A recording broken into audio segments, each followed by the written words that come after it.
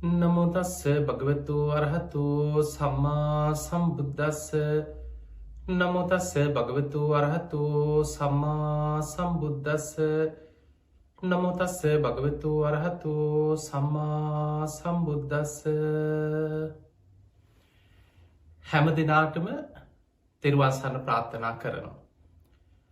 අද ඔබ හැම දෙනෙකුටම අපි බුදුරජාණන් වහන්සේ මේ කෝටි ලක්ෂයක් සක්වල ආඥා පිහිටෝමින් දේශනා කොට වදාළ ඉතාම බලවත්ම දේශනාවක් වන රතන සූත්‍ර දේශනාව පිළිබඳව ඉතාම විස්තරාත්මකව ඉතා නිරවුල්ව ගාථාවෙන් ගාථාවට ඒ ගාථාවල තියෙන සත්‍යක්‍රියා අර්ථය ඔබට තේරෙන හැටියට අද මේ ධර්මානුශාසනාව තුළ කතා කරන්නයි අපි කල්පනා කරන්න. රතන සූත්‍රයේ විශාලා මහනුවර තුන්බිය දුරු කරපු ඉතාම වටිනා ඉතාම වැදගත් තුනුරුවන් ගුණ ඇතුළත් සත්‍යක්‍රියා දේශනාව. අපි දන්නවා මේ වෙලාවේ මේ ලෝකේ පුරාම මහා වසංගතයක් පැතිරීගෙන යන වෙලාවේ අපි කාටත් බුදුරජාණන් වහන්සේගේ ධර්මය තුළ එදා විශාලා මහනුවර සිදුවීම නැවත නැවත අපට සිහිපත් වෙනවා. විශාලා මහනුවර තුන්බිය ඇතිවෙච්ච වෙලාවෙ රෝග දුර්භික්ෂ අමනුස්ස එදා විශාලා මහනුවර එක දවසකට 100 ගණන් දහස් ගණන් මිනිස්සු මරණයට පත්වෙවී මුළු නගරෙම මේ වසංගතයෙන් අසරණ භාවයට පත්වෙනකොට ඒ අතර නියගයක්කාව ඒ වගේ අමනුස්ස විපත් ඇතිවෙන්න පටන් ගත්තා. මේ විශාලා මහනුවර නගරේම මහා තුන් බියකින් අසරණ භාවයට පත්වෙලා මිනිස්සු විශාල විපතකට පත්වෙනවා. බුදුරජාණන් වහන්සේගේ මේ රතන සූත්‍ර දේශනාවේ බලය මහ පුදුම විදිහට විශාලා මහනුවරට දිට්ට ධම්ම වේදනීය විදිහට ඒ මොහොතෙම මහා ආශිර්වාදයක් වුණා. අපේ බුදුරජාණන් වහන්සේ විශාලා මහනුවර නගරයට වැඩම කළ සිරිපතුල් තබනකොටම එකිනෙකට වෙනස් වැසි 7ක් ඇදහැලෙනවා. පොදවැස්සක්, මල්වැස්සක්, පිනිවැස්සක් මේ මහා වැසි ඇදහැලිලා නියගෙ දුරු වුණා. බුදුරජාණන් වහන්සේ නගරයට සිරිපතුල තබද්දී මේ නගරය අරක්ගෙන හිටිය අමනුස්්‍යයන් යක්ෂයන් සීසීකට දුවන්න පටන්ගත්ත කෙන නගරය අතහැරලා ඔවුන් වෙනත් ප්‍රදේශවලට දුවලගිය. මේ මනුස්්‍යයන්ගේ ඇඟවල්ලුවට ආවේශ වෙලා නගරි පුරා අර මලකුණුවල ඕජා උරාබොමින් හිටපු අමනුස්්‍යයෝ නගරය අතහැරලගිය. බුදුරජාණන් වහන්සේ ආනන්ද හාමුදුරුව ලවා ගංගානං ගඟින් පැන් එකක් පිරිත් කරලා අරගෙන පෙරලා අරගෙන රතන සූත්‍රයෙන් බුද්ධ අධිෂ්ඨානයෙන් අධිෂ්ඨාන කරා. ඒ බුද්ධානුභාවයෙන් ධම්මානුභාවයෙන් සංඝානුභාවයෙන් මේ නගරවාසීන් සුවපත්තේවා ඔවුන්ගේ ලෙඩ රෝග සුවපත්තේවා වසංගතයේ දුරු වේවා.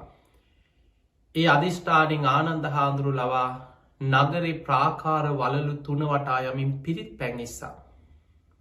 ඒ පිරිත් පැම් බින්දු බුද්ධ අධිෂ්ඨානයෙන් හමාගෙන ගිහිල්ලා එදා නගරවාසීන්ගේ ශරීරවල දැවටෙනවා සමගම ඔවුන් මහා ආශ්චර්යමත් විදිහට සුවපත් භාවයට පත් වුණා. මරණාසන්නව හිටපු රෝගී වසංගතයෙන් අන්ත අසරණ වෙලා මරණාසන්නව පනාදිමින් හිටපු මිනිස්සු මේ පිරිත් පැන් හුලගේ හමාගෙන ගිහිල්ලා ඔවුන්ගේ ශරීරවල දැවටෙනවා සමගම බුද්ධානු භාවයෙන් ධම්මානු භාවයෙන් සංඝානු භාවයෙන් ආශ්චර්යමත් විදිහට සූපත් භාවයට පත් වුණා. මේ පිරිස මොකක්ද මේ වෙච්ච ආශ්චර්ය? නගරවාසීන් පෙරහැරක් වගේ ආනන්ද හාමුදුරුවෝ පිරිත් පැන් ඉහිනකොට සුවපත් වෙච්ච මිනිස්සු උන්වහන්සේ පසුපසින් ආවා. බුදුරජාණන් වහන්සේ සංඝයා සමග නගරී මැද කූටාගාර ශාලාවට වැඩම කරලා වැඩ සිටියා. ආනන්ද හාමුදුරුවෝ පිරිත් පැන් ඉහලා නගරේ කූටාගාර ශාලාව ළඟට වඩිනකොට ආනන්ද හාමුදුරුවෝ පසු පසින් දහස් සංඛ්‍යාත නගරවාසීන් ඇවිල්ලා බුදුරජාණන් වහන්සේට වන්දනා කළ එකත් පසකින් වාඩි වුණා. දැම් බුදුරජාණන් වහන්සේ පසුපස දෙපසින් වැඩ සිටිනවා උතුමාර්ය මහා ශ්‍රාවක සංඝරත්නය මහරහතන් වහන්සේලා. බුදුරජාණන් වහන්සේට ඉදිරි පස දෙපසින් ගිහි ශ්‍රාවකය උපාසක උපාසිකාවන් බණහන්න වාඩි වුණ. එදා බුදුරජාණන් වහන්සේ කෝටි ලක්ෂයක් සක්වල දෙව් බමුන්ට ආරාධනයක් කරලා උතුම් රතන සූට දේශනාව දේශනා කරන්නට ඉදුණ. ඔන්න ඔය විදිහට තමයි රතන සූට දේශනාව දේශනා වුණේ. මේ රතන සූත්‍රයත් එක්ක බැඳිච්ච කාරණා ගොඩා අපිට කතා කරන්න තියෙනවා. විශාලා මහනුවරට නම හැදුනෙක් කොහොමද? මේ ලිච්චවී පරපුර සකස් වනේ කොහොමද? ඔය කාරණාපි එකින් එක සාකච්ඡා කරමු. අද දවසේ මේ උතුම් ධර්ම දේශනාවෙන් කෙටි දේශනාවෙන් ඔබට කියල දෙන්නේ රතන සූත්‍රයේ සඳහන් මුල් ගාථා දෙකෙන් බුදුරජාණන් වහන්සේ දෙවියන්ට ආරාධනා කරපු ආකාරය. පිංහතුනේ ඔබ දන්න අපේ බුදුරජාණන් වහන්සේගෙන් බණහන්න දෙවියන් බ්‍රහ්මයන් බණහන්න එකතු වෙනවා. උන්වහන්සේ මනුස්සලෝක අපිට විතරක් ශාස්තෘුවරයෙක් නෙවෙයි. සත්තා දේව් මනුස්සාන දෙව් මිනිස්සුන්ටම නිවන් මඟ පෙන්නන ගුරුවරයා. දෙව් මිනිස්සුන්ගේම නිවන් මඟ පෙන්නන ශාස්තෘුවරයා. ඔබත් මමත් සරණගිය අපේ ගෞතම බුදුරජාණන් වහන්සේ. උන්වහන්සේදා ධම්මචක්ක දේශනාව දේශනා කරන්න සූදානන් වෙද්දි. බෝමාටු දෙවියන්ගේ පටන් අකනිටා බමලව දක්වා දෙවිවරු ප්‍රීතිගෝසා කරන්න පටන් ගත්තා. අන්න බුදුරජාණන් වහන්සේ ධම්මචක්කේ දේශනා කරනවා.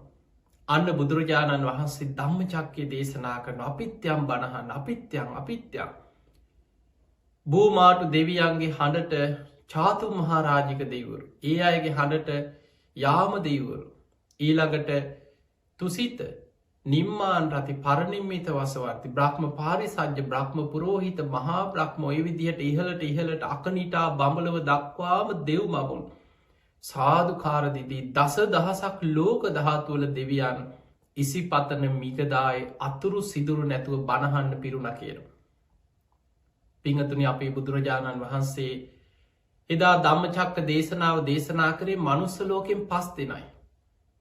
හැබැයි ඒ දේශනාව අහල අවසන් වෙනකොට කොන්නඥ ස්වාමීන් වහන්සේ පමණක් සෝවාන් පලට පත්වෙද්දී 18 කෝටියක් දෙවිවරු මාර්ග පල් ලැබවා කියලා ධම්මචක්ක දේශනාවේ අට්ට කතාව සඳහන් වෙනවා. එහමනම් අපිට පේනවා බුදුරජාණන් වහන්සේගෙන් බණහල මාර්ග පල්ලපු දෙවරු බොහෝ පිරිසක් දෙව්ලෝ වැඩ සිටිනවා. උන්වහන්සේගේ දින චරියාව පවා රාත්‍රී මැදියම් යාමේ රාත්‍රී දහයිදා පාන්දර දෙක වෙනකං මේ කාලේ රාත්‍රී මැදියම් යාමේ දෙව් බමුන් වෙනුවෙන් වෙන් කරලා තිබ්බේ. සංයුත්ත නිකාය කියන බුද්ධ දේශනා ඇතුළත් ඒ සූත්‍ර ග්‍රන්ථ කොටසේ පළවෙනි ග්‍රන්ථ රත්නය තුළ දේවතා සංයුක්තයේ දේවපුත්ත සංයුක්තය කියලා සූට දේශනා සිය ගානක් සඳහන් වෙනවා. දෙවියම් බ්‍රහ්මයම් බුදුරජාණන් වහන්සේ මුණගැහිල රාත්‍රී මැදියම් යාමේ ඒ අයගේ දහම් ගැටලු ප්‍රශ්න අහල විසඳගත් ආකාර ගැන. ඒ නිසා බුදුරජාණන් වහන්සේගේ ධර්මය අහන්න දෙව් බමුන් එකතු වෙනවා.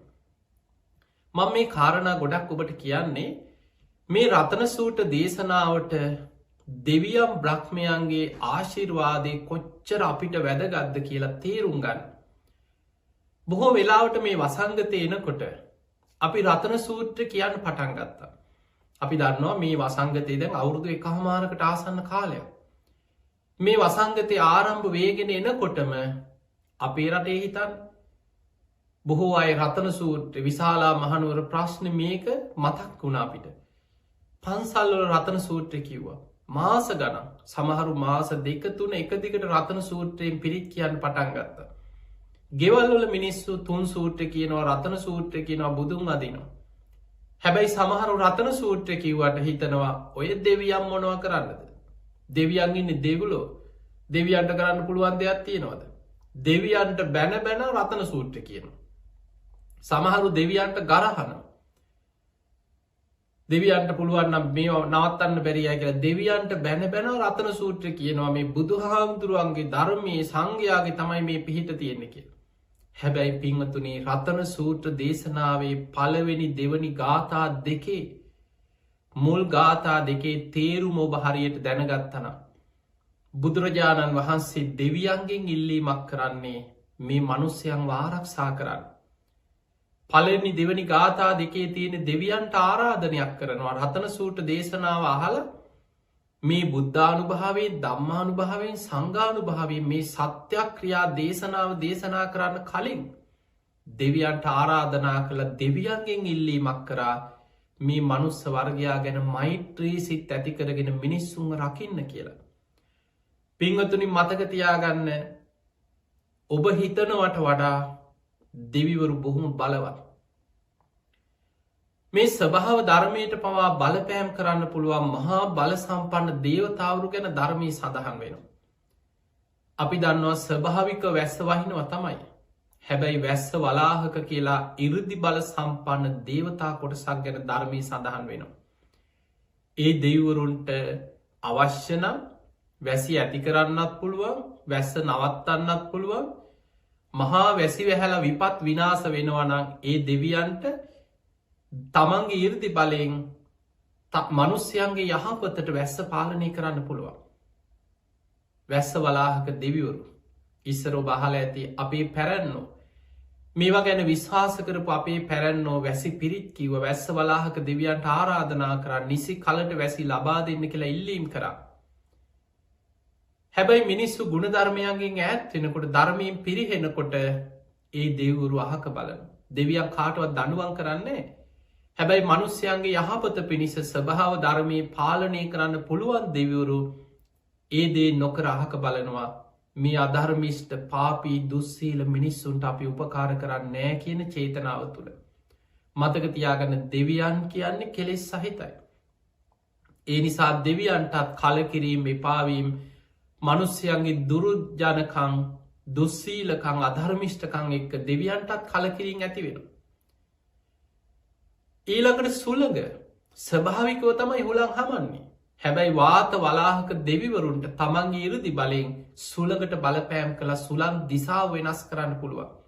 සුළඟ වේගෙ පවා පාලනය කරන්න පුළුවන් කියෙන මනුස්සයන්ගේ යහපතට සුළඟ පාලනය කරන්න පුළුවන් වාත වලාහක දෙවිවරුන්ට.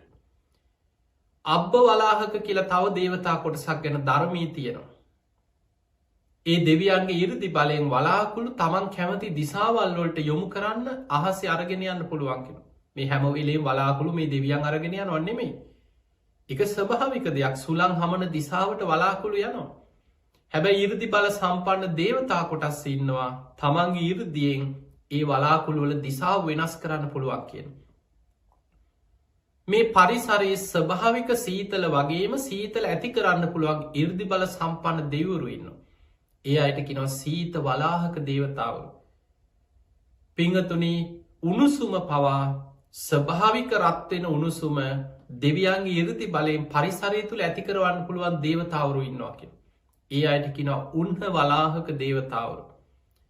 එමනං අපිට පේනවා සීතල වේවා උණුසුම වේවා වැසිවේවා සුළං වේවා වලාකුළු වේවා මේ ස්වභාවික දේවල්. හැබැයි ඉරුදි බල සම්පන්න දේවතාවරුන්ට ඒවට බලපෑම් කළ හැකි ඒවැ දිසාව ප්‍රමාණය ඒවා වෙනස් කළ හැකි දේවතාවරු ඉන්න. එමනම් අපිට පේනවා මේ ස්වභාව ධර්මයට බලපෑම් කළ හැකි දෙවිවරු ඉන්න. ඒ දෙවියන්ගේ ඉරුදි බලයෙන් ඒ දෙවියන්ට අපි හිතනවට වඩා ගොඩක් දේවල් කරන්න පුළුවන්. හැබැයි මනුස්සයන් අධර්මිෂ්ට වෙනකොට දුස්සීල වෙනකොට. මිනිස්සු අධර්ම රාගයෙන් විෂම ලෝබයෙන් මිත්‍යා ධර්මයෙන් යුක්ත වෙනකොට ඒ දෙවුරු අහක බලන. එනිසා පිංහතුනි රතන සූත්‍රය කියන්න කලින්. අපි රතන සූත්‍රයේ ප්‍රතිඵල බලාපොරොත්තු වෙනවනං දෙවියන් ගැන විශ්වාසයක් අවශ්‍යයි. ඊළඟට දෙවියන් ඔබට පිහිට වෙන්නේ දෙවියන්ව විශ්වාස කරන නිසා නෙමේ. ඔබේ තුළ තියෙන ගුණධර්ම තුළයි දෙවියන් පිහිටවෙන්. මතක තියාගන්න බුද්ධ දේශනාව සඳහන් වෙනවා. මේ ලෝකෙ හැමෝටම වඩා තමන් ගැන දන්නේ තමන්. ඔබ හොඳට ඔබේ හිත දිහා බලන්. ඔබ ලෝකෙට මොන චරිතයක් පෙන්නුවත් ඇත්තටම ඔබ ගැන ලෝක අනිත් අයට වඩා ඔබයි දන්න. ඔබ ගැන ඔබ දන්න යම් සේද මේ ලෝකෙ දෙවිවරුත් හිත දකින දෙවියනුත් ඔබ ගැන ඒ විදිහටම දකිනවා. එනිසා මතක තියාගන්න දෙවියන්ට හොරෙන් වංචනික ලෝකෙ රවට්ටගෙන හිටියත් දෙවියන් ඔබ කවුද කියලා දන්න. ඒ නිසා හිතට මේ ස්වභාවය වෙනස් වෙන්න නම් අපි කොච්චර උදේ හවස රතන සූත්‍ර කිව්වත් අපි සිල්වත් නැත්නම් මිනිස්සු ගුණ ධර්ම තුළ පිහිටල ප්‍රතිපක්ති තුළ ජීවත් වෙන්නේ නැත්නම් දෙවියන් හැරිල බලන්නෙත් නෑ දෙවියන් පිහිට වෙන්නෙත් නෑ දෙවියන්ගේ සහයෝගයක් ලැබෙන්නෙත් නෑ. ඒ නිසා රතන සූත්‍රයේ ප්‍රතිඵල ගන්න නම් ඔබට මේ කියලා දෙන්නේ රතන සූත්‍රයේ ප්‍රතිඵල ලබන්නේ කොහොමද? ඒ නිසා පින්වතුනි අපේ බුදුරජාණන් වහන්සේදා විශාලා මහනුවර කූටාගාර ශාලාවේ අර පිරිස අතර රතන සූත්‍ර දේශනාව ආරම්භ කරද්දි මුලින්ම කළේ මේ ලෝක ධාතුවේ දෙවියන්ට විතරක් නෙමෙයි. දසදහසක් ලෝක ධාතුවේ දෙවිවරුන්ට විතරකුත් නෙමෙයි. ඊටත් එහා අපි කියනවා සහස්ත්‍රී දිවි සහස්ත්‍රී ත්‍රිහි සහස්සී. අන්නේ ත්‍රිහි සහස්සී ලෝක ධාතුවට තමයි කියන්නේ කෝටි ලක්ෂයක් සක්වල. අපේ බුදුරජාණන් වහන්සේගේ ආඥා ශේෂ්ත්‍රයේ බවට පත්වවෙන්නේ කෝටි ලක්ෂයක් සක්වලටම බුදු කෙනෙකුට අධිෂ්ඨාන කරලා ඒ බුදු කෙනෙක්ගේ හඬ ඇහෙන්න සලස්සන්න පුළුවන් කෙන ඉරදි බලෙක්. මේ කෝටි ලක්ෂයක් සක්වල දෙව් බමුන්ට ආරාධනයක් කර.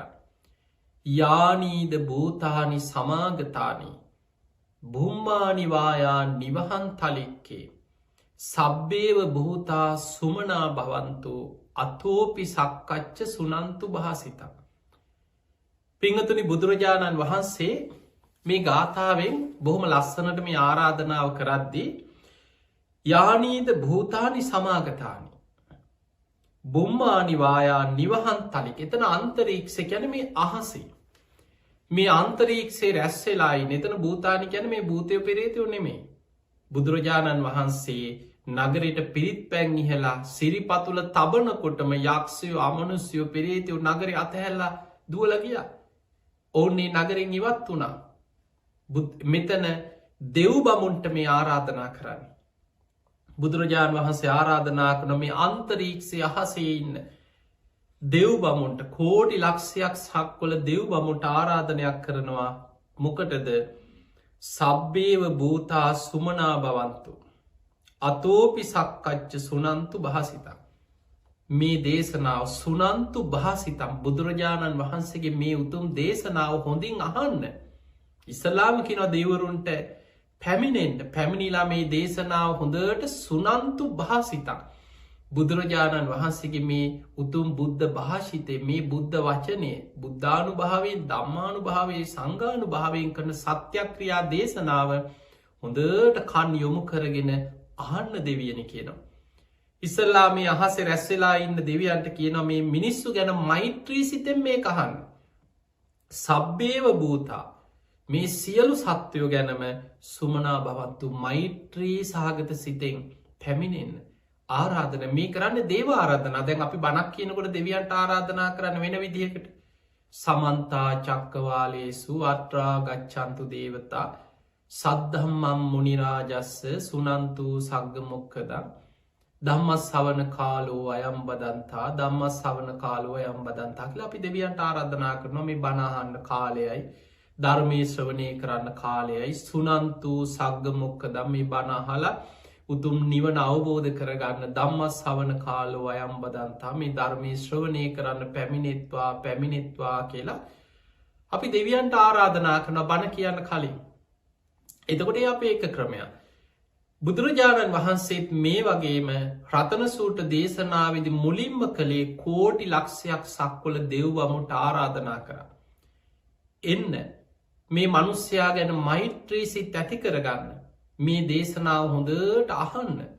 ඊළඟට තස්මාහි භූතා නිසාමේත සබ්බේ මෙත්තං කරෝත මානුසියා පජාය. අන්න දෙවියන්ට කියනවා මේ බණ අහලා මෙත්තං කරෝත මානුසියා පජ මේ මනුස්ස වර්ගයා ගැන මෛත්‍රී සිත් ඇති කරගන්න. මේ මිනිස්සුන්ට මෛත්‍රී කරන්න මිනිස්සුන්ට පිහිට වෙන්න. මේ අහසේ රැස්වෙලා ඉන්න සියලුම දෙව් බමුන් තස්මාහි භූතා නිසාමේත මේ අහසේ රැස්වෙච්ච මේ සියලු දෙව් බමුන් මනුස්ස වර්ගයා ගැන මෛත්‍රී සිත් ඇතිකරගෙන මේ මිනිස්සුන්ට පිහිට වෙන්න. දිවාච රත්තෝච හරන්තිය බල මේ මිනිස්සු දවල් රෑ දෙකේම ගුණධර්ම පුරමින් පින්දහම් කරමින් දෙවියනු සිහිපත් කළ මේ මිනිස්සු දෙවියන්ටත් පින් අනුමෝදන් කරනවා. තස්මාහිනේ රක්ක තප්ප මත්ත ඒ නිසා දෙවියනි මේ මිනිස්සුන් අප්‍රමාදීව ආරක්ෂා කරන්න කියලා බුදුහාමුදුරු බුදුමුවින් ඉල්ලීමක් කරනවා මිනිස්සුන් රකින්න කියලා ඉල්ලන්නේ කාගෙන්ද? දෙවියන්ගේ. තස්මාහිනේ රක්ක තප්ප මත්තා මේ මිනිස්සුන් අප්‍රමාදීව ආරක්ෂා කරත්වා කියල බුදුරජාණන් වහන්සේ දෙවියන්ගෙන් ඉල්ලීමක් කරා. ඔන්න ඔය පළවෙනි දෙවනි ගාථා දෙකේ තේරුම හොඳට අද තේරුම් ගන්නකො. අපි උදේ හවස රතන සූත්‍රය කිව්වා. රතන සූත්‍රයේ පොත බලාගෙන ගාථාවෙන් ගාථාව කටපාඩම්. හැබැයි මේ ගාථාවන් එක්කම ඒ පසුබිම බුදුරජාණන් වහන්සේ මේ දේශනාව කරපු ආකාරය ඒ දේශනාවත් එක්ක වෙච්ච මේ සිදුවීම් සියල්ලත් එක්ක අපි හොඳ දැනුමක් ඇති කරගන්නට ඕනේ. නිසා මතක තියාගන්න දෙවියන්ගේ පිහිට මේ වෙලාවේ අවශ්‍යමයි. අපි කොච්චර රතන සූත්‍ර කිව්වත් උදේ හවා රතන සූත්‍ර පිරිත් පටි දාගෙන හිටියත් දෙවියන්ගේ පිහිට නැත්නම් අද බුදුරජාණන් වහන්සේ පිරිනිවන් පාල. උන්වහන්සේගේ බුද්ධ ශක්තිය අදටත් ලෝකෙ තියෙනවා. මේ රතන සූත්‍රයේ මේ ආඥා මේ ශක්තිය මේ බුද්ධානු භාවෙන් දම්මානු භාවෙන් සංගානු භාවෙන් මේ තුනුරුවන්ගේ ශක්තිය අද ලෝකෙ තියෙනවා. බුදුහාන්දුරුව පිරිනිවන් පෑවට උන්වහන්සේගේ බුද්ධ අධිෂ්ඨාන මතයි 13 වහන්සේලා වැඩයින්. ඒ සිරිපා සටහන් ලෝකෙ පවතින්. අදටත් ජයශ්‍රී මහ බෝධීන් වහන්සේගේ දක්ෂිණ සාකා බෝධීන් වහන්සේ ආශ්චර්යමත් අවුරුදු 2500 ගානක ඉතිහාසයක් හිතන්නවත් පුළුවන්ද? ඒ උතුම් සතර දළදා වහන්සේලා අදටත් බුද්ධ අධිෂ්ඨානින් පවතින්. ඒ නිසා ඒ උතුම් ධාතුන් වහන්සේලා වැඩඉන්න භූමියේ අපි මේ රතන සූත්‍ර දේශනාව කියද්දී මතක තියාගන්න දෙවියන් ඔබ දිහා බලන්නේ දෙවියන් පිහිට වෙන්න මිනිස්සු සිල්වත්නම්. ඒ නිසා තමන් උතුම් සීලේක පිහිටලා හිතට එකඟව පන්සිල්වත් හොඳට රකින්න. හිතට එකඟව අවංක සාධාරණ ජීවිතයක් ගත කරන්න. ඒ තුළ පිහිටලා සත්‍යක්‍රියාවක් පවා කරන්න පුළුවන් විදිහ ජීවිතයක් ඔබේ ජීවිතය තුළ ඇති කරගන්න. අන්න එහෙම ඇති කරගෙන ඔබ උදේ හවස රතන සූත්‍රය කියද්දී දෙවියන් ඒ කාන්තෙන් ඔබට පිහිට වෙනවා. මනුස්සයන්ට පිහිට වෙනවා. රටට පිහිට වෙනවා. මෙත්තං කරෝත මානුසියා පජාය මේ මනුස්ස වර්ගයා ගැන මෛත්‍රී සිතෙන් මේ මිනිස්සුන්ට පිහිට වෙන්න. දවල් රෑ දෙකේ මේ මිනිස්සු පින්දහම් කරමින් ගුණධර්ම පුරමින් ධර්මානුකුල ප්‍රතිපක්ති පුරනවා. තස්මාහිනේ රක්ක තප්ප මත ඒ නිසා අප්‍රමාදිය මේ මනුස්ස වර්ගයා ආරක්ෂා කරත්වා කියල තමයි බුදුරජාණන් වහන්සේ රතන සූට්‍ර දේශනාවේ ඉතිරි ගාථා කීපේ දේශනා කරමින් රතන සූට්‍ර දේශනා කරන්නට ඒදුන්. තින් අපි ඉතිරි ගාථා ගැන ඊළඟ දවස කතා කරමු. තින් අපි කවුරුත් ආශිර්වාද ප්‍රාර්ථනා කරනවා. ඔබ හැම දෙනාටම මේ උතුම් රතන සූට්‍ර දේශනාවේ බුද්ධානු භාවයෙන් දම්මානු භාවෙන් සංගානු භාවෙන් ඔබ හැම දෙනාමත් විශේෂෙන් අපේ රටේ සෑම සියලු දෙනාමත් ලක්වාසී ලෝවාසි හැම දෙනාමත් නිදුක්වේවා නිරෝගිවේවා සුවපත්තේවා. මේ පවතින වසංගත තත්ත්වය දිනෙන් දිනම අඩුවෙලා ඉක්මනින්ම මේ රටේ මේ වසංගතයෙන් නිදහස් වෙලා මේ මනුස්්‍යයන්ට යහපතේ ගුණධර්ම පුරාගෙන ධර්මය දියුණු කරගෙන ධර්මානුකුලෝ ජීවත්වෙන පරිසරය පසුවිම ඇතිවේවා. සියලු දෙවියෝ කෝටි ලක්ෂයක් සක්වල දෙව් බමුණ. එදා විශාලා මහනුවර අහසේ පිරිලා ඉතිරිලාගේ දෙව් බමුන් විශාලා මහනුවර නගරවාසීන් ගැන මෙත් සිතේ මෛත්‍රී සිතේ. ඒ බුද්ධ අධිෂ්ඨානී බුද්ධ ආඥාව පිළිගෙන දෙවියන්ගේ මනුස්්‍යයන්ට උපකාර කරා සේම අපේ ලංකා භූමියයට මේ ලෝකේටම මේ මොහොතේ මේ වසංගතෙන් පීඩාවට පත්වෙලා ඉන්න ලෝකයාටම කෝටි ලක්ෂයක් සක්කොල දෙවියෝ පිහිටවෙත්වා දෙවියන්ගේ පිහිට ආශිර්වාදය රැකවරණය ලැබේවා. ඔබ හැම දෙනාටමත් ලක්වාසි ලෝවාසි හැම දෙනාට මට නිදුක් නිරෝගී සම්පත්තිය දීර්ඝායු සම්පත්තියම ලැබේවා ලැබේවා ලැබේවා කියලා අපි ආශිර්වාද කරනවා.